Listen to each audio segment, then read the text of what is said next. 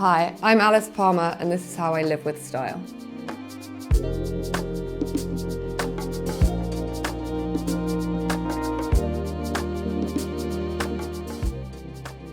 I bought the house like a year and a half ago. It was sort of an empty shell, but it had such great potential. All the rooms were really good sizes, and we did a big whole renovation on it. I've lived with my 3 children, Margarita, Arnold, and Basil. My brand started with lampshades, and lighting's really important to me, and I just loved how much natural light there was in this house, especially in the kitchen, so let's go and see it.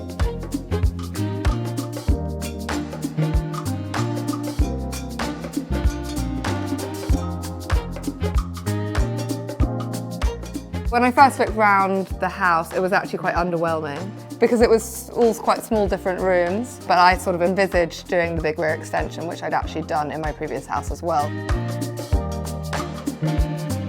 I've zoned off different areas. I've got the kitchen area, the sort of seating area, and 2 dining areas, which is a really nice way of dividing such a huge space with rugs and pendant lighting, just to kind of break everything up. The fabric on the ottoman used to be a rug that I sourced in Morocco like 5 or 6 years ago. And it was actually quite lightweight for a rug, but I just love the colour and the stripes and the pattern on it. I love Morocco for its colours, textures, ceramics, and sort of slightly undone earthy tone. I go there probably once a year for work. I recently reupholstered the 2 sofas in my new linen fabrics, both in keeping the green theme going here. This design was inspired by my time as a child in the West Indies. I love a bold stripe with fabrics that sort of block printed in India, so I've gone with the block print. I added these turrets on my kitchen just to add a sort of bit of decoration, an extra layer to the kitchen and make it a bit different to your regular shaker kitchen. I was inspired by the turrets in Tangier, and I just love the shape which I've used throughout the house. They were originally painted white, and I've added in the decorative green line just to add an extra layer.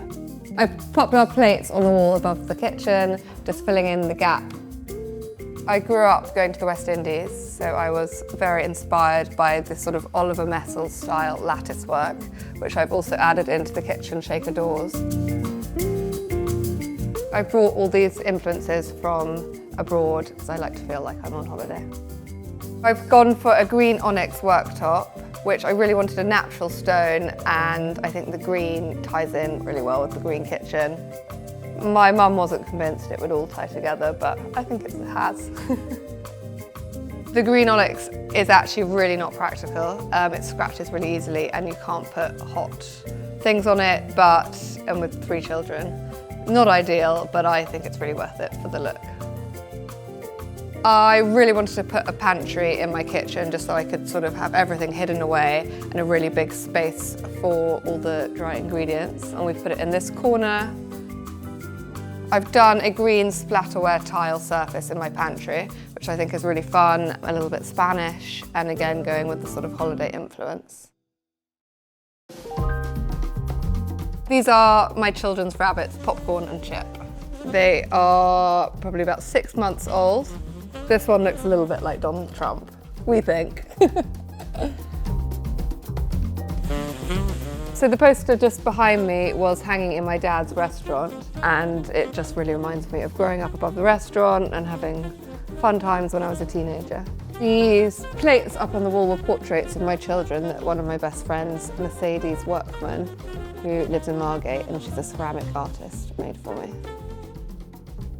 I've left the walls in the whole kitchen as the raw plaster, and I just sealed them with a matte sealant. And I love the way that it has an uneven finish and it's sort of slightly warm and pinky in colour.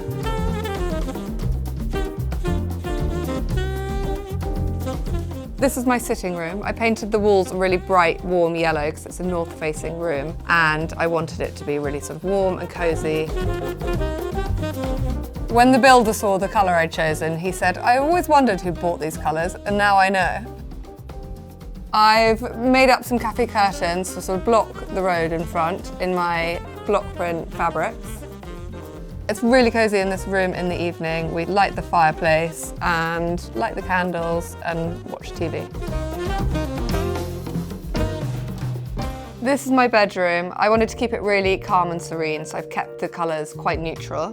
I've gone for a green lime wash ceiling by Farrow & Ball and some lime wash neutral walls by Francesca's Paints. I added in this cornice on the ceiling, which I have painted on the walls the colour of the walls and the ceiling the green to give a really tented feel, which I think makes the bedroom really cosy. I've added in the oggy-shaped arches all through the house, and this one here through to my bathroom, which I got printed to scale and got the builder to cut it out and build it, which he was less than happy with.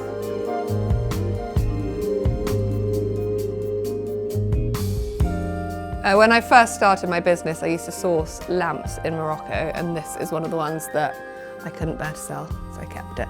And I've added my lampshade on the top.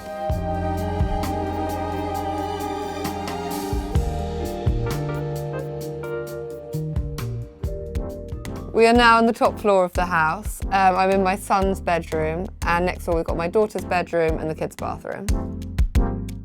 So I've chosen quite a sophisticated and smart wallpaper in the boys' bedroom, which is blue, red and green.